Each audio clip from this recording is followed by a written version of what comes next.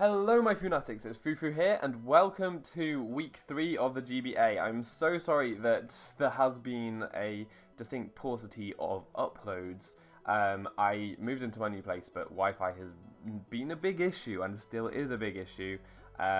So even battling has been a problem, but now I am able to battle. I just can't upload because I am sharing internet and it is not the greatest of situations, and if I try to upload something it will probably take a long time, and it would probably mean that the people who when I say sharing, basically the people next door are allowing me to use theirs, but yeah, if I try and upload something it would mean that they wouldn't be able to use their internet for a bit, which is not really fair on them, and I need to get the landlord to sort mine out, but he's taking sweet time about it, so that's not cool. But anyway, hopefully by the time you're seeing this it could well all be fixed. I don't know. This is my week 3 match, so it's a couple of weeks late, and I was unable to play this one myself because of the Wi-Fi situation, and also because I was going to Edinburgh Festival, so I wasn't able to spend the weekend finding some other arrangements that I could do this. So I had to find a replacement, which came in the form of Murk, another really cool guy from the community. He plays in a lot of other leagues. I know he's in the GPC. Very good competitive battler, so please check him out. He's done me a huge favour, so I would really appreciate that. I wanted to try and do this upload with him so that he could talk through the team decisions, although I would go through that myself because we did kind of do that a bit together, and then also so that he could give me some insight on the battle. I haven't seen it yet. I do know the outcome, but I'm gonna narrate it on first viewing because I think that could be interesting for both of us, as in me and you, the viewer. So that's gonna happen, but I'll take you through the team first. But yeah, it was a really cool experience, giving my draft to someone else and seeing their input and how they would go about building a team, because it turned out differently. The team definitely turned out differently. As always, I will do the team builder bit first and then do the battle later. I will put a timestamp in the description so that you can skip straight to the battle if you're not that interested in the team. But I think it's quite interesting this time just to see the discrepancies of how I would have built and how Murk built. But yeah, you can skip that. If I've forgotten to put the timestamp in the description, just let me know in the comments and I'll put it there, because I have been known to do that. So the opponent this week is Liam, Unlawful Exile, really cool guy, who was here in the PPL last season as well, and he's here again. Got a really cool draft with some huge threats. I like how he got some really powerful offensive threats straight away, and then got some bulk later on, just because I think that's the best way of going about it. Like, you can get bulk from lower tiers, but you can't get team-breaking offense generally from cheaper picks. So I think he did that right there. And there's a lot to have to think about for this week's prep, so we'll get into that now. So hopefully I will put over here Liam's team, and so yeah, I talked to Murk about the team building beforehand, and we did kind of agree on the 6 Pokemon that looked best matchup wise. So we decided to bring these guys, and I'll explain a bit about what they do. So there's a Starmie. What I thought was, looking at Liam's team, we've got quite a good matchup in terms of hazards. He's got a Blastoise as a spinner, which I didn't feel was too threatening, and because I have access to a Roserade, I can probably stop that relatively easily, or do damage to his team anytime he wants to try and spin. So I thought trying to get up hazards would really help, and Murk agreed with that. So in terms of wanting to keep hazards up, obviously we can't bring Defog, and we are bringing a Talonflame this week, so Rapid Spin was going to be something we would want to bring. So Starmie's coming, and also Starmie potentially can really help with Infernape. If it's a setup Infernape with Vacuum Wave or Mach Punch, something like that, then Starmie can really help stop that. and because it resists its dual stabs. And so this is going to be a bulkier Starmie with more defensive investment There are still obviously things that an Infernape can do to Starmie. Thunder Punch being the main one, so that's why the Wakan Berry is there. Murk decided to go with that. I think that's a perfectly decent option. The only thing is that it could be a Banded or Scarf Infernape with U-turn. So just having a Wakan Berry doesn't really cover for everything that an Infernape can do. So that would be my only concern there. But it's still quite a safe option, I think, and also means that Starmie could potentially maybe take a hit from a Magnezone if it really has to get a Scald off before it Volt Switches out or something like that. But hopefully that situation wouldn't arise, because that would be a horrible, horrible situation if that was what you were relying on. Anyway, yeah, so Scald, obviously, Scald is amazing. Rapid Spin, Recover because we're bulky and we want to keep this thing alive, and Toxic because we need to Toxic some things. Toxic's really important this week for stuff like Licky, forcing it to Heal Belt if it has that, or yeah, just forcing some of the other switch-ins to have to recover in different ways. So I felt like that was a good option there. Anyway, moving on, we've got Rose, as I said, important for stopping any spin options and also for setting the spikes itself. So important in two regards there. It's also kind of bulky with a little bit of HP investment and that nice natural special defense. Giga Drain and Sludge Bomb should do damage because it is invested in special attack. Leech Seed is there just to help with more offensive switches. If your opponent switches in a wall or even an offense Pokemon, if you can switch into another offense Pokemon with the Leech Seed there, it just makes it a bit easier. So that's something to help with the momentum with the hazards. And I wasn't really sure about the speed for this Rose. When I looked, I think it's for maybe an uninvested Whimsicott. I think that's what I saw.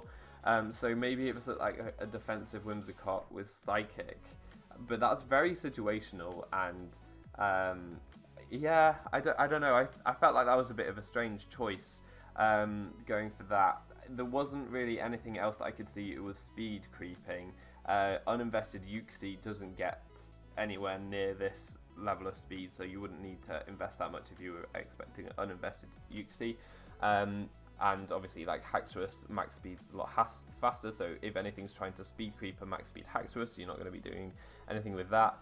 Also, max speed Lantern is not really anywhere near that speed, is it? No, it's 130, so you could go a bit lower. So I'm not really sure why that's for, unless it was for the uninvested Whimsicott, which, I mean, is perfectly fine, but like a uninvested... Well, it could be, I suppose you could be thinking maybe max HP, max special attack Whimsicott, but I don't think that that's very likely. If a Whimsicott's uninvested in speed, it's probably not going to be offensive. So I don't think that the Psychic or the Hurricane will be doing too much. And I wouldn't really be expecting Whimsicott in the first place anyway. And we've got other things to deal with it. So I just thought that speed was a bit of an interesting choice. But Murk might be able to shine a bit more light on that when I ask him. The next Pokemon is going to... We've got two natural Kyoryus. Can I just point out how cool is that? So yeah, next Pokemon is going to be Sylveon. This thing does pretty well against the team, and it's just nice to have the Wish support on a hazard reliant team. It will be really useful. Hyper Voice does do decent damage to to Liam's team. The resists are Scolipede, which is a scary switch in and it's not nice to see, but also Magnezone, and neither of them take Hyper Voices too well if they're offensive. But yeah, anyway, the other move on this, we had considered a couple of different things. Baton Pass there for keeping momentum, and Murk even suggested Yawn, which I thought was really interesting. It could have really helped out. I wasn't really sure. I wasn't really sure what that much. I quite like Baton Pass. I do like that on these teams, especially seeing as I've got like Lantern and Talonflame, which can have U-turn, Volt Switch. It really helps the momentum, and especially with the hazards this week. But I see why he did pick Reflect, because the Talonflame set that he chose in the end. So as I say, Wish is really useful, Hyper Voice there. Gone defensive, so it can take on certain threats, and looking at the Berry there, I'm thinking that it's to take on maybe Mega Aero, because that gets a Tough Claws Iron Head, and it would be able to take that and Hyper Voice off, or maybe even get the Reflect up while it tries to Iron Head. The issue with relying on it for Iron Head is that Iron Head has a 30% chance to flinch, so 30% chance that your item is completely useless, which is really annoying. But I think it's a good option, but more importantly, also for the Curum, because Curum can rely on Iron Head to hit a Sylveon too. Sylveon has the natural special bulk to be able to take the special hits like Ice Beam and Earth Power anyway, so it being defensive doesn't detract from that too much, and then it will be able to take the Iron Head and Hyper Voice back for massive damage. So I think a Berry is a good option for an item, and I think, yeah, I'm quite happy with that. I would have probably maybe gone for the same thing even. That's cool. Next Pokemon, gonna be a Spadef Aggron. I think it's an interesting choice that it's Spadef. I think that it maybe helps take on Magnezone a bit better. You can take a hit from it and attack back. Also, Whimsicott is just not an issue for this guy. If it wants to Subseed, you can roar it out. If it wants to stay in, it'll just get bought by Iron Head. Not that Whimsicott is a huge threat, as I've said. There are a number of things on this team now that can deal with it, but this is just another one. It can take on a lot of physical attackers even without the defense investment, because just look at that stat. It is a bit ridiculous, plus the filter ability is really useful. Murk, interestingly, again, went for Low Kick over Earthquake. I think we did talk about this briefly. I would have definitely liked Earthquake on this guy if I was playing it myself, but Murk pointed out very astutely that Magnezone could be Magnet Rise, and if it was Magnet Rise, it would beat this guy. So having Low Kick there means that Magnet Rise, Magnezone doesn't beat it. And also Low Kick does a nice 50% or more to a Spadef Licky, which so far could be a bit of an issue to deal with because I've got 3 special attackers. So yeah, I think that's a cool choice, and I think that it could definitely work. Stealth Rock's important for the hazards, and Roar is important for the phasing, so I quite like that set as well. I wouldn't necessarily have thought of the Low Kick myself, but I think it's a very cool choice, and I support it. The next Pokemon, Talonflame. Murk chose to go for Swords Dance. It's a good win con, but looking at the matchup, there aren't necessarily too many options for setting up the Swords Dance. But that is why Reflect comes in on Sylveon, and I can see that really working because if you can Will-O-Wisp the check early game and then late game, set up the Reflect with your Sylveon, and yeah, the check will be burned and you will have a Reflect, and you may be able to set up Sword Dances against it. So I can see that kind of working. Again, interesting speed. It outspeeds, let me think.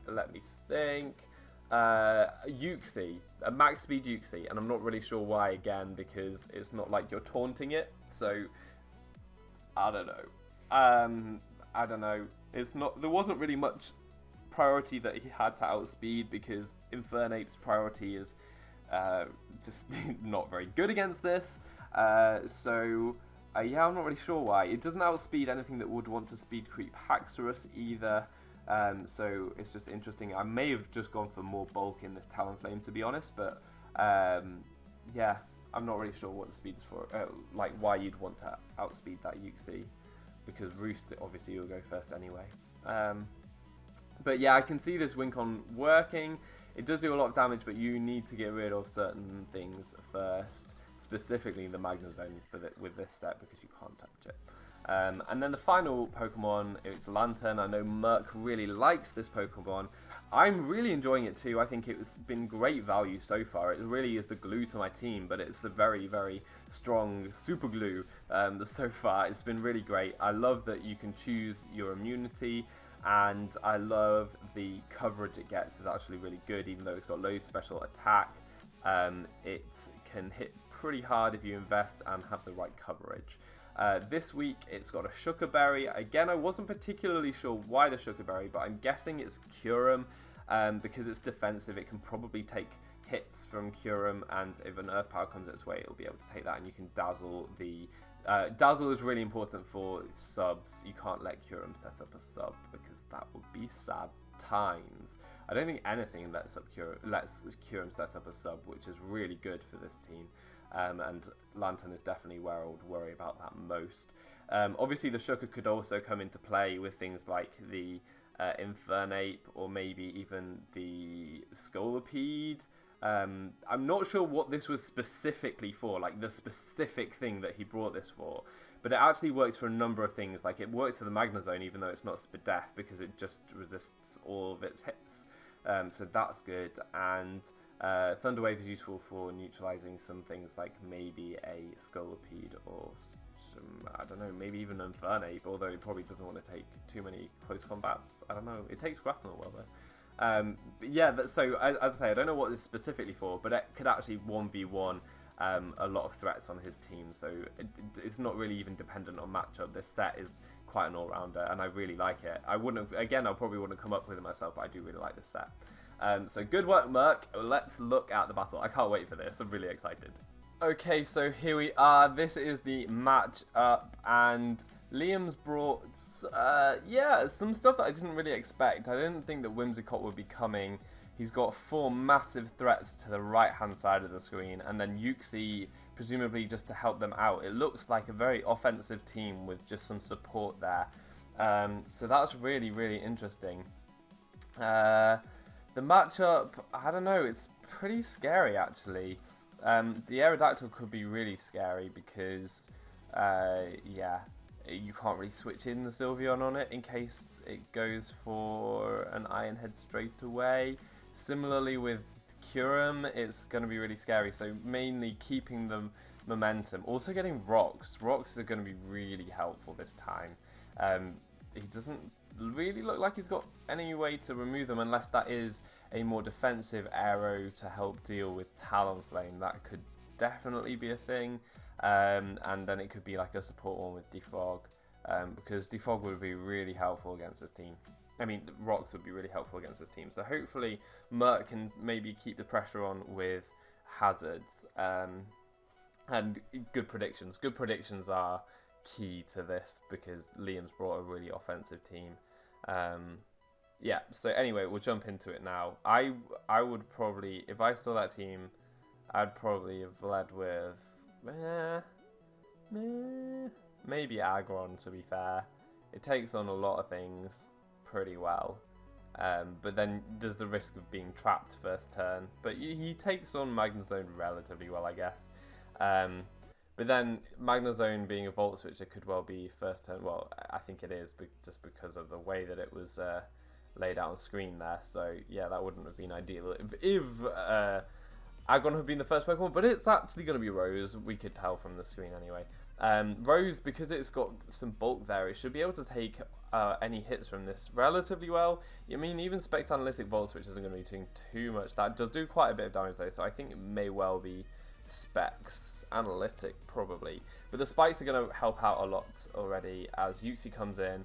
That's a good play. It means that he can probably get Rocks, or alternatively just go for a Psyshock to hurt the Roserade as Starmie comes in, which is probably the play I'd make too. Even T-Wave isn't too bad for Starmie because it has the natural cure. Knockoff wouldn't be doing too much. Toxic's a really good way of dealing with this thing, and Starmie can take Psyshocks for days. We do have the Wacomberry as well, which is coming to play right now, so that was a great pick of an item, and it's really not doing anything, because even if that did double the damage, it's not going to do too much. So this Starmie can definitely just Rapid Spin here, and then hope for the, well, just recover stall this Uxie, really. Just have the Heal Bell. Again, a good choice. I think that's a really good choice because my team could potentially rely on status to affect Liam's team. Just going to go for another Toxic and miss there, which is really unfortunate because it means that now that these rocks are up, Liam can freely go for another Thunderbolt, as the spin is probably what we want to go for here. This isn't really going to be a winning battle for Murk at this stage because he missed that Toxic. That was actually quite annoying, but not too crucial. But yeah, Starmie is going to be taken down really low. I potentially wouldn't have stayed in for that Toxic just because this isn't a battle that Murk is going to win. It's not doing. I don't think it's doing 50%, but I wouldn't want to push it, because as soon as you get paralyzed, you have to switch out anyway. He could probably take another one there, though. But he's just going to recover to full.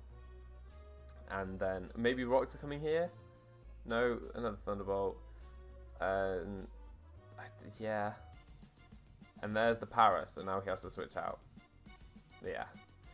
See, but at least it's some more health. It's a decent amount of health now. It can switch in on the Yuki-ish. As the rocks come now, that was good play by Liam. There's a pretty obvious switch happening there. Psychic's not going to do anything. I would have expected Psyshock just to hit the Rose a bit harder, but Psychic, I don't know why Psychic. Yeah. So anyway, Volt Switch is coming here after we've got the paralysis on the Yuxi, probably just to force it to go for another heal bell. That Volt Switch did really good damage though. I think this is probably speed invested or defensive. I'm not sure which one. And then going into Sylveon, that's interesting too. Maybe just to get a bit more damage, because Hyper Voice should be doing a decent amount. Looking at the damage from Volt Switch, Hyper Voice should do a decent amount. Papa John's is going away, and Dwayne the Magnezone is coming back. We do have the spikes up, which is good. That will be doing good damage to Magnezone if it wants to keep Volt Switching around. Also, Sylveon has the Babiri Berry. Probably don't want to pop it right now. I would switch out. Protect's happening. I think we've already established that it's specs just from the damage. Hidden Power's coming though. Okay, yeah, so it's not specs. What could it be? I don't know. It's probably analytics something. I wouldn't have stayed in there though. Please say that you went for the wish. Yeah. Unfortunate crit. It looks like.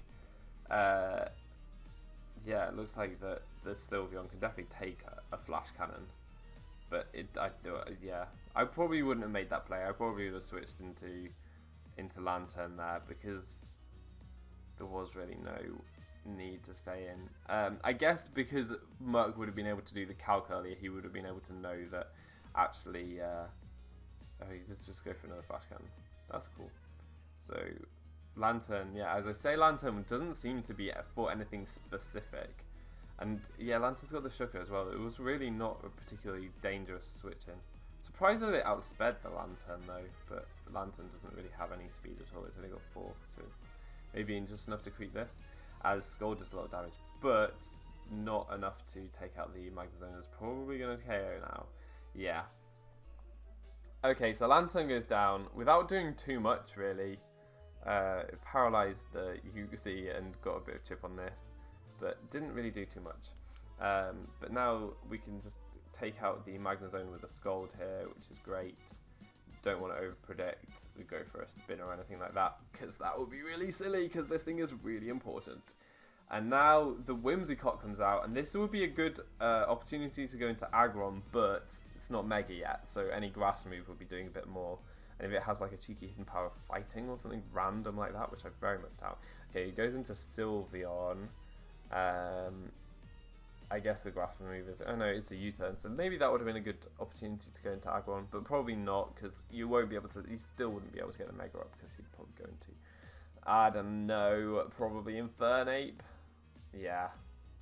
It's coming out anyway, though. Can't stop the Infernape coming out. Spikes are really doing a good job, though.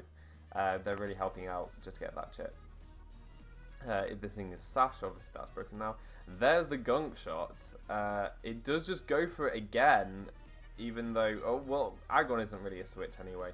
So Sylveon goes down, and that means that Murk is really kind of weak to the Kyurem now. I'm not sure how he's going to deal with it. This is not a great position, because... Sylveon and Lantern were really the things I thought would be able to deal with the Kyurem best, and it outspeeds Rose, and Talonflame doesn't really do enough to it. And can Aggron take this Fire Blast? It can take the Fire Blast, but now Aggron's taken all that damage just for rocks. Just for rocks, and it can't take an Earth Power now. Oh my lord, this is pretty tense. What's happening to this now? It avoids the Fire Blast, which is pretty great. That's pretty great. The rapid spin comes out, and it looks like Murk is trying to get into a position for the Talonflame to do stuff, which I think is really his best opportunity now, especially seeing as though the Starmie's just gone down. Yeah, it's looking pretty tight. So he's going into Antonio, which is the Aerodactyl. I guess Aggron's really the only play that that Murk can make here, and he's staying in with the Aerodactyl. Interesting. Does EQ take him out from there? Could well do, because it's Spadef, but we'll see. Just going for the defog, actually. An interesting play. I probably wouldn't have done that, because pretty sure this arrow is just going to go down, and it was actually a pretty big threat to this team. Yeah, I think Arrow could have maybe, if it had the right coverage, it could have cleaned up there, but it looked more support, to be fair.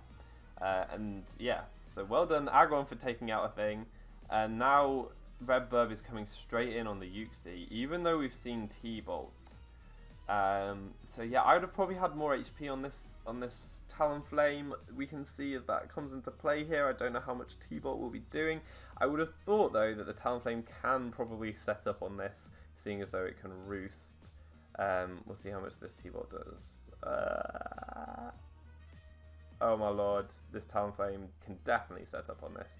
It could go for another Swords Dance. I think actually that is the play. Another Swords Dance here and then roosting. I wouldn't roost on this turn. Now that the arrow's gone though, that's really, really great for this Talonflame. He did actually roost here. Okay. Did roost there. I mean, you potentially, I don't know. You're still risking the power on each of these ones, but you don't. It doesn't really matter as long as it's full power. It doesn't happen. This isn't an awful situation to be in. I think that Talonflame can maybe just sweep.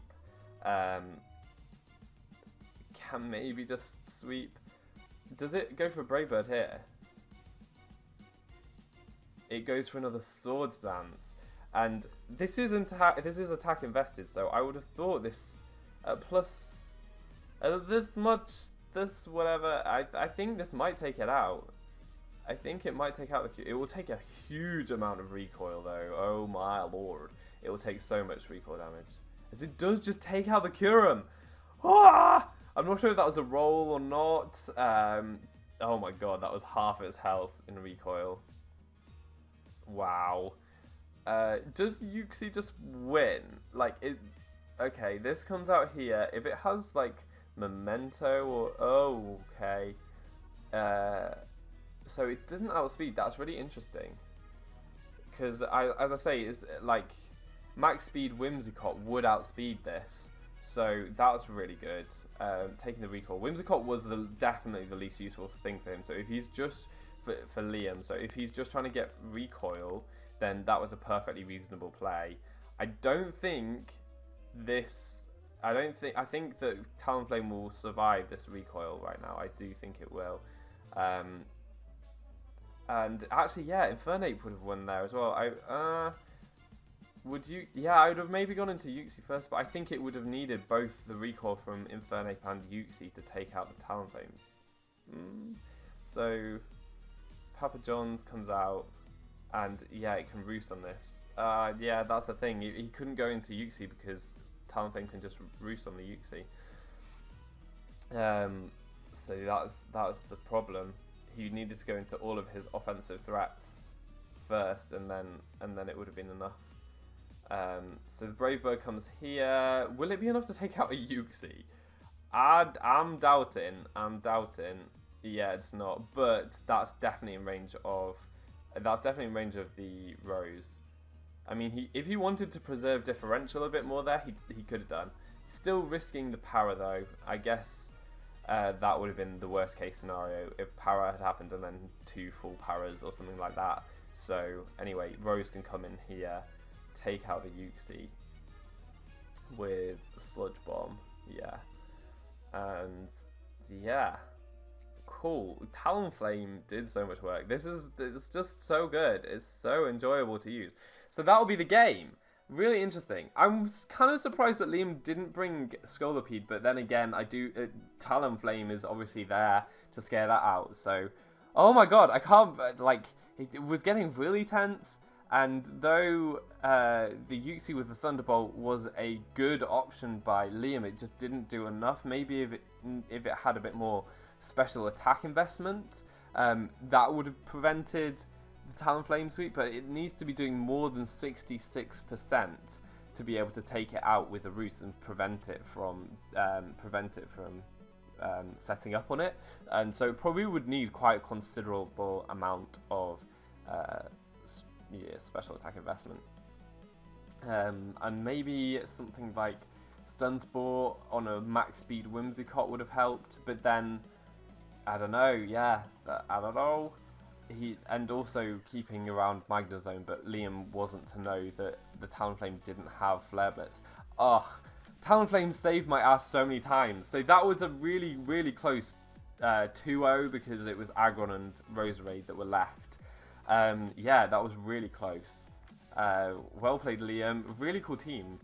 Not what I expected though. I didn't really expect Whimsicott to be coming, and I guess he needed some bulk, so Uxie came. I think that Liam maybe needed to play his Aero differently. If on that turn he hadn't let Aero go down, he would have still had something for Talonflame, but that was the crucial turn really there. If he had switched out into maybe Infernape, Rocks would still be up, but that wouldn't really mean too much because a +2 Talonflame doesn't take out an Aerodactyl from 50%. I'm pretty sure it depends on his Aero set, but I would have thought that it would be more of a support set this week. Yeah, so well played, Murk, though. Well played. You saw the opportunity and you got in there.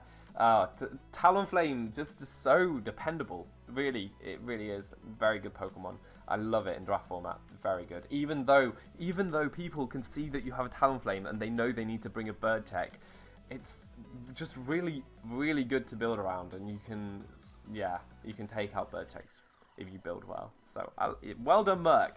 Very, very, very happy about that one. And so we are now 3-0 in the PPL, very contrasting to what happened in the GBA. A very good start to the season with a draft that I'm really enjoying using. Lantern's pulling its weight, although it didn't do too much this turn. Starmie is really good as ever. Yeah, the other stuff, basically, not very much did very much this match, apart from Talonflame and Starmie performing a crucial role in revenging and rapid spinning. That was really quite crucial. But yeah, well played, good team. I did really like that team actually, and I think that I have learned a few things, like the Lantern set.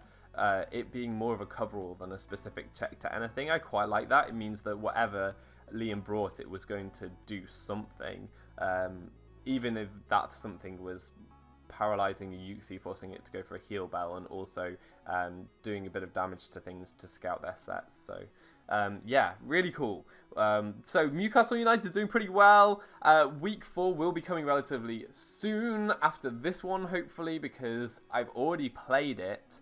It's against Shardy, so it's a bit of a grudge match because the last battle we had was just very messy. There was a lot of hacks on both sides and it was messy, and he's a very good player and he always has a team that I have headaches about.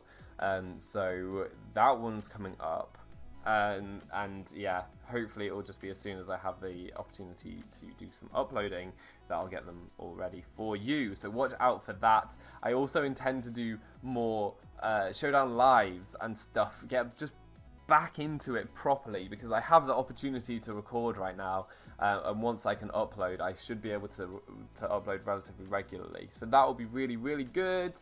So yeah, let me know what you thought of this match and what you think of the draft and how we're doing. All that's left to be said is I've been foofootoo, you've been awesome, and hopefully see you next time. Goodbye.